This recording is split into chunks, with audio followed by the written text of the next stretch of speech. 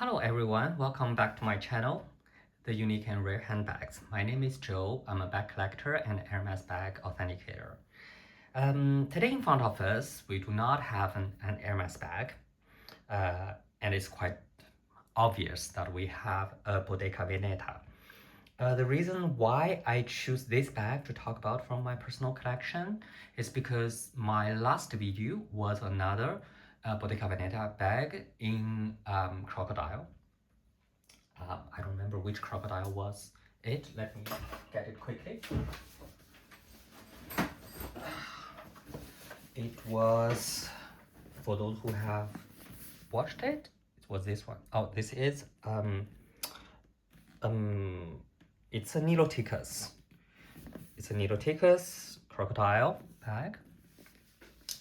And as I already mentioned, it was from the Thomas Meyer Tenniel in Bottega Veneta, who's a German designer, was appointed to save this old, declining bag making house, Bottega Veneta, from its logo-driven, flashy design in the year of 2000, before the year of 2000. He joined the house in 2001 and left in 2018, so 17 years, whole 17 years, and he was the one who set the direction of the current Bottega Veneta that we know, meaning more material driven, more technique driven, cherish the heritage instead of more trend driven. So wow, Thomas Meyer, for those who don't know, is a designer who had experience before in houses like Hermes. So we could now understand why he's doing what he was doing in Bottega Veneta. So at the end of his tenure, that meaning up to 2018, he was pushing out a lot of very expensive crocodile and other exotic skin bags, and I acquired some of those during that time. They were super expensive. As I remembered, a bag could easily go over like 10,000 euros. We're talking about like a lot of years ago, and sometimes up to 20,000, even higher euros, the price tag. So the one that I showed you was the case, and the one I'm showing you today is the case too. So let's come back to this bag. As we can see, it's a clutch for men, beautifully crafted in off-white, almost like, if I would say, well, it's a bit stretch, Himalayan kind of color tone. And this is also Niloticus crocodile. As I already mentioned, it is very easy to distinguish crocodiles from alligators. The three major crocodile family skin that we use is crocodile, Niloticus, crocodile porosus, and American alligator. The American alligator is the only one which doesn't have pores on the scales. So porosus and Niloticus both have pores. So as we can see here, for example, here is a pore, here's a pore. There's a pore, one pore on each scale. That's how they are, the scales. Here we can see. And it is harder, much harder to distinguish Niloticus from porosus. One way to see it is porosus tend to have a more symmetric and V shape, and Niloticus is more very even, square, like bigger scales, and flatter. Porosus tend to be more three-dimensional, but this is very subtle difference. I don't think it is very important for most, well, bag collectors let alone bag users to know the difference. You have to know, well, it's Crocodile, not necessarily more precise. Hermes Himalayan bags are made from Niloticus too. So a lot of people thought it's from Parasus. It's not true because normally Parasus is more expensive in Hermes family, but it's not from Parasus, from Niloticus. So, well, and something maybe like not very well known is for Crocodile bags. The hardest to achieve color is white.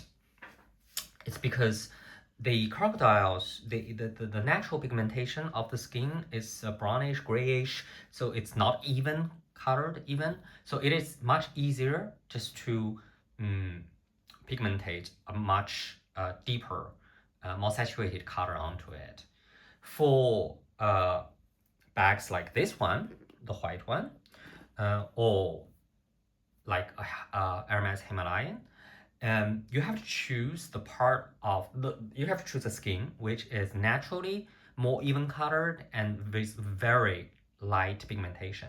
And the first thing you have to do is to like bleach it in a way through liming, through greasing, through a lot of, it's very time consuming, like you have to repeat it many times and to achieve close to white color. And it's never white.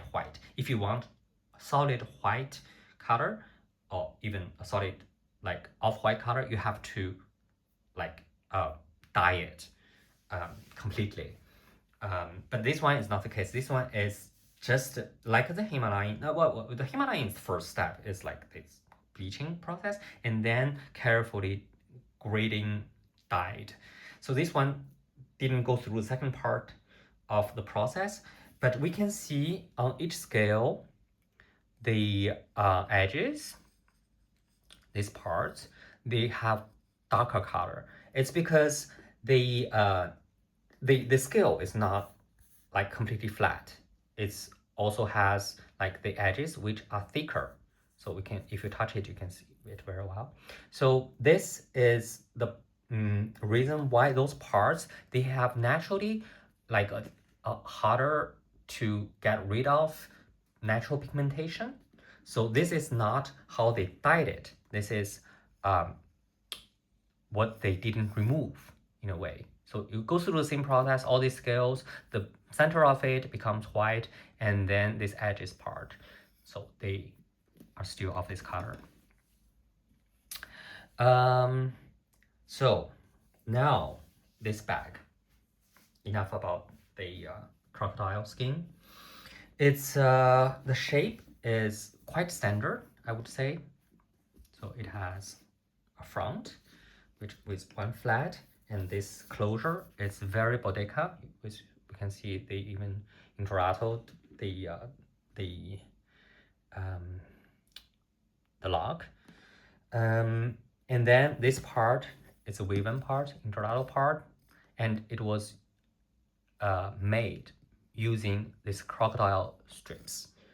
So this is something quite rare. Very often what you can find later in the later creations is this interlateral part is made from normal skin, and they are connected to a crocodile frame. You can find quite a lot of those bags, but this one, even the interlateral part is with crocodile skin. And I think it makes an interesting contrast between the natural scaling of the skin and the man-made pattern of interlateral. So the back of the bag is completely simple. So this is, and the depth, it's pretty big. I think it's like 25 centimeters wide and like almost 20 centimeters tall, and the depth is, it's quite a lot. I think it's 5 to 7 centimeters. And so the inside, I have to get this. The inside, it has a at the compartment here, I put a small piece of paper just for it not to get sticky. Sometimes with time it could happen. And because I don't use this bag very often. And this part, it has a zip department. So I put some stuffing in it. I will not get it out because it's quite difficult to get it in. As we can see, this, well, zip doesn't go to the end, so it's quite difficult to stuff it in. But anyway, there's nothing inside like more interesting to see. You have the beautiful leather lining and then the suede lining inside, and here you have the Bottega Veneta logo. That's the almost like the only logo we could see. At the same time, it's full of logo. I mean, it's unmistakable. The Bottega Veneta, the style. And we can see a little bit like pigmentation coming from the bag, but it's very easy to remove. I have done it before with a rubber, well, eraser, sorry. And then it has this strap, which is like connected here. So I don't think there's too much to talk about the construction of the bag or the